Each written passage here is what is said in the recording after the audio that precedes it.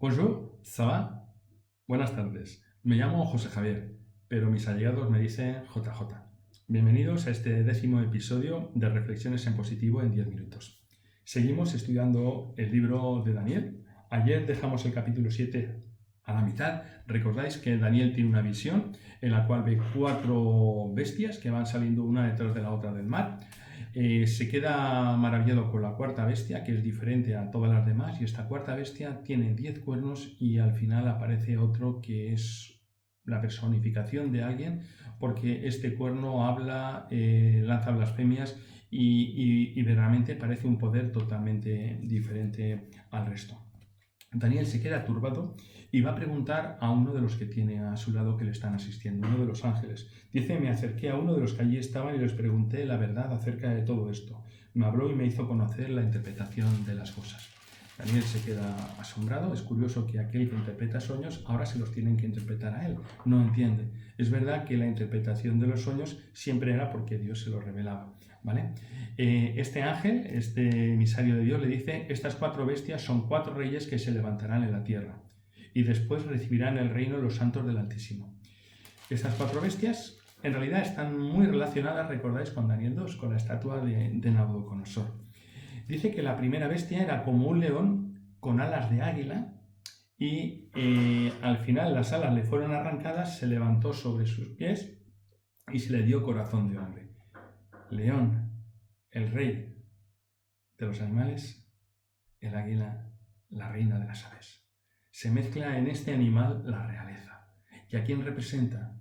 Tú, oh rey, eres esa cabeza de oro. Tú, oh rey, eres rey de reyes. Eres ese árbol tan grande que vistes en la visión y que da cobijo a todo el mundo. La realeza, Babilonia, Nabucodonosor. Este primer imperio está claro que representa a Nabucodonosor. Empieza. Simplemente el hecho de que le fueran arrancadas las alas, que empezara a andar como un hombre, se le pusiera corazón de hombre, significa la pérdida de esa realeza, de esa fortaleza. Poco a poco se fue deteriorando como ha ocurrido con todos los imperios. Luego vio una segunda bestia, semejante a un oso, que se alzaba de un lado más que de otro. En su boca tenía 3 costillas y se le dijo, levanta y devora mucha carne. Esta bestia representa al imperio medo-persa, el que sucedió a Babilonia. A veces hay diferentes interpretaciones entre algunos, considerando que esta bestia es media y la siguiente bestia es persia. Pero al final todos estamos influenciados un poquito por nuestros preconceptos. La Biblia lo que nos dice, Daniel, que cuando cayó el imperio babilónico fue conquistado por los medos y los persas. ¿Vale? Si leemos en el capítulo 8, cuando nos habla de, esto lo veremos mañana, pero dice que vio en Susa, dice que alzó sus ojos y vio un carnero que tenía 2 cuernos y uno era más alto que el otro. El oso se levanta de un lado más que de otro. Y nos dice que el carnero son los reyes de Media y de Persia. Oso se levanta más de un lado que del otro. El carnero que veremos luego tiene un cuerno más alto que otro. ¿Por qué? Porque Persia siempre predominó sobre Media. Cuando Daniel habla de los reyes de cada uno de los reinos, habla en singular. Darío, el medo. Ciro, el persa. Pero cuando habla del imperio, habla en conjunto. El imperio medo-persa. Para la Biblia es un solo imperio y en la profecía es un solo imperio. Las 3 costillas que tenía en la boca son los 3 territorios que tuvo que conquistar para poder hacerse con todo el control. Egipto, Babilonia y Lidia. Y levanta y devora mucha carne es la crueldad de ese imperio. Dice que después de eso vio otro animal, un leopardo con 4 alas de águila que tenía 4 cabezas y le fue dado dominio. Leopardo representa la rapidez. Las alas, lo mismo, volar. Pero no tenía 2, tenía 4. Ese leopardo no corría, volaba. Y si vemos luego en el capítulo número 8, al carnero le va a suceder un macho cabrío. En el versículo 5 nos dice que venía sin tocar la tierra e hirió al carnero. Y nos dice más tarde que el macho cabrío es el rey de Grecia. Y dice que luego sucederán 4 reyes en su lugar. Es muy interesante el leopardo con las 4 cabezas. Cuando Alejandro Magno se cuerno, es ese primer rey que le dio esa grandeza a todo el imperio griego, muere, no hay quien le suceda. Entonces se divide el reino entre sus 4 generales, Ptolomeo, Lisímaco, Demetrio y Seleuco. Ellos 4 se dividen ese imperio que había creado Alejandro Magno.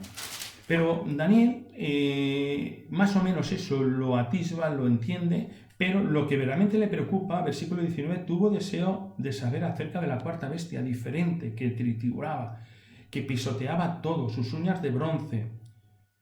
Asimismo acerca de los 10 cuernos que tenía en la cabeza. ¿Qué bestia o qué imperio sucedió a Grecia? Roma. Roma fue el siguiente imperio que dominó todo el mundo conocido en aquel momento. Un imperio cruel, un imperio duro, un imperio que verdaderamente conquistó todo, como los anteriores, a base de guerras y a base de imponer. Aquí está Roma.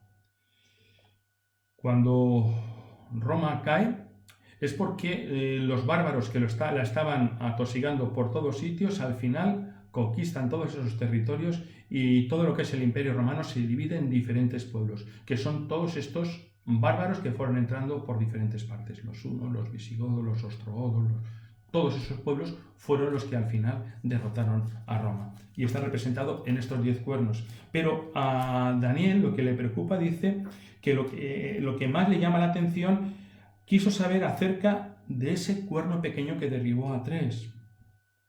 Dice que tenía ojos y una boca que hablaba grandes insolencias y parecía más grande que sus compañeros. Y veía que este cuerno hacía la guerra contra los santos, hasta que vino el anciano de días e hizo justicia a los santos y les dio el reino. El ángel comenta que esta cuarta bestia será un reino diferente en toda la tierra, el cual triturará, devorará y despedazará todo. Estamos hablando del Imperio Romano, y después de estos 10 cuernos significan que el reino se dividirá en 10. Y tras ello se levantará otro, el cual será diferente de los primeros y derribará a 3 reyes. Hablará palabras contra el Altísimo, y a los santos del Altísimo quebrantará, y pensará cambiar los tiempos y la ley. Cuando Roma empieza en su declive, es cierto que Roma fue el primer imperio que empieza a perseguir al cristianismo de una forma atroz, pero Constantino, por intereses políticos, se hace cristiano y el cristianismo entonces pasa a ser religión del Estado. A partir de ese momento, cada vez más, el cristianismo va teniendo más auge en esa Roma, y finalmente, cuando todo el poder político empieza a caer porque Roma empieza a desintegrarse, es el obispo de Roma el único que puede mantener un poquito esos restos de Roma para poder enfrentarse a todas esas tribus bárbaras que empiezan a invadirlo. Y a partir de ese momento es el poder del obispo de Roma el que se irá imponiendo a todo lo demás. Es un poder que tiene que tomar tildes políticos y religiosos. Y ahí es donde se empieza a mezclar el poder político con el poder religioso de una forma increíble. Quizá llevado a cabo por las circunstancias que había en ese momento, pero es lo que sucedió. Ese cuerno pequeño, que es una personificación del mal, es una personificación de todo lo que Satanás quiere hacer en contra de Dios y que ha hecho durante mucho tiempo, aquí lo que nos va a decir es que va tomando formas de diferentes maneras para poder atacar a los santos. Aquí, en un periodo de la historia, será este cuerno pequeño ejemplificado por esa iglesia que surge de Roma, esa iglesia medieval que atacará a los santos. Si bien el imperio cristiano empezó con su persecución contra los cristianos, luego esa iglesia medieval, esa iglesia que surgirá de Roma, empezará a perseguir a todos aquellos que no piensen como ella. Se empezará a quitar la Biblia y condenar a todas aquellas personas que podían leer la Biblia. Se empezará con una inquisición que será atroz, será cruel contra todo el que no pensaba como la iglesia de Roma. Se empezarán a dar indulgencias. La iglesia empezará a perdonar pecados que solo corresponde a Dios. Hay un pasaje cuando los fariseos le dicen: ¿cómo tú, Jesús, perdonas pecados cuando eso solo le corresponde a Dios? La iglesia, por medio de las indulgencias, se pagaba para perdonar los pecados. Eso solo corresponde a Dios. La iglesia empieza a atribuirse cosas que solo son de Dios.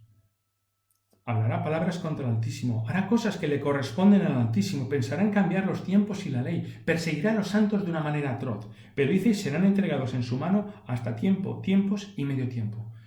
La persecución que Dios permite a este poder es limitada. Podemos empezar ahora a ver cuándo este tiempos y la mitad de un tiempo, 3 años y medio en realidad, cuándo se puede cumplir en la historia. Pero creo que no es lo más importante. Lo más importante es verdaderamente darnos cuenta de algo. 3 y medio es justo la mitad de 7. 7 es el número perfecto en la Biblia, la plenitud. Nabucodonosor fue arrojado 7 años. Este poder solo tiene la capacidad de actuar de esa forma durante 3 años y medio. No 7, 3 años y medio, la mitad. Dios limita siempre el poder del mal. Eso lo debemos tener siempre muy claro. Dios limita siempre el poder del mal. No hay ningún problema, no hay ninguna situación, no hay ninguna adversidad que Dios no haya previsto desde el principio. No hay ninguna que Dios no la limite. Y Dios no deja al mal actuar como quiere. Dios limita. Porque Dios actúa. Y Dios entregó a Joacim en manos de Nabucodonosor. Dios le entregó el reino a Nabucodonosor. Dios le entrega al mal, al cuerno pequeño, la capacidad de actuar, pero solo durante un tiempo. Dios siempre limita. Y es lo importante de este capítulo. De ver cómo los imperios se van sucediendo porque Dios quiere, porque hay poderes que luchan contra Dios y contra los santos de una manera tremenda, pero Dios limita. Y al final de eso dice, al final este cuerno será destruido y arruinado hasta el fin. Y el reino, el dominio y la majestad del reino serán dados al pueblo de los santos. Y es muy interesante ver cómo esta idea que los santos recibirán el reino se repite 3 veces. Versículo 18, recibirán el reino los santos del Altísimo. Versículo 22, llegó el tiempo y los santos recibieron el reino. Y versículo 27, se han dado el reino al pueblo de los santos. 3 veces. El número 3 en la Biblia es el número del énfasis. Cuando algo se quiere enfatizar, se repite 3 veces. Santo, santo, santo. Y así hay muchos ejemplos. 3 veces se repite que Dios le dará el poder a los santos. Lo que realmente resalta al final es que a pesar de esa persecución, Dios dará el poder a los santos. Lo que resalta este capítulo es que a pesar de nuestros problemas, Dios los va a solucionar. Dios te va a ayudar. El mal está ahí, no lo podemos evitar, nos rodea. Dios no puede ponernos una capa o una burbuja encima de nosotros. Al final, de una manera u otra, nos afecta el mal. Pero el capítulo 7 me da la seguridad de que Dios limita el mal. Dios nunca va a dejar que ese mal vaya más allá de donde Él ha previsto. Tus problemas, los míos, tienen solución.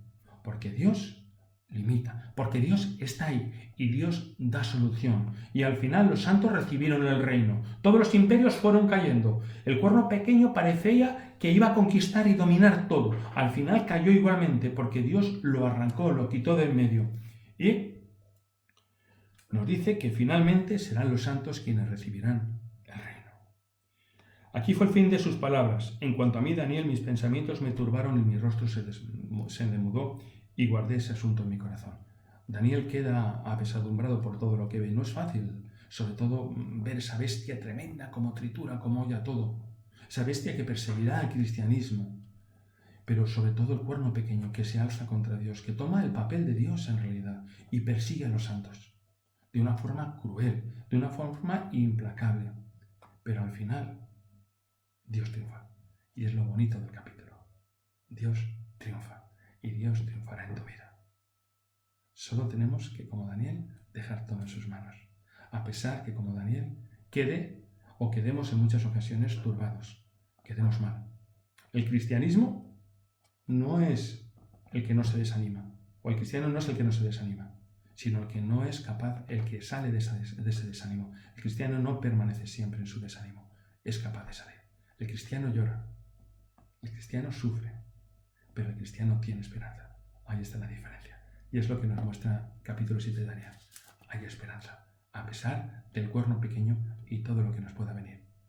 Bendiciones. Que tengáis una buena tarde. Y recordad, darle al like, dar a la campanita y suscribiros al canal. Que el Señor os bendiga. Sigo leyendo.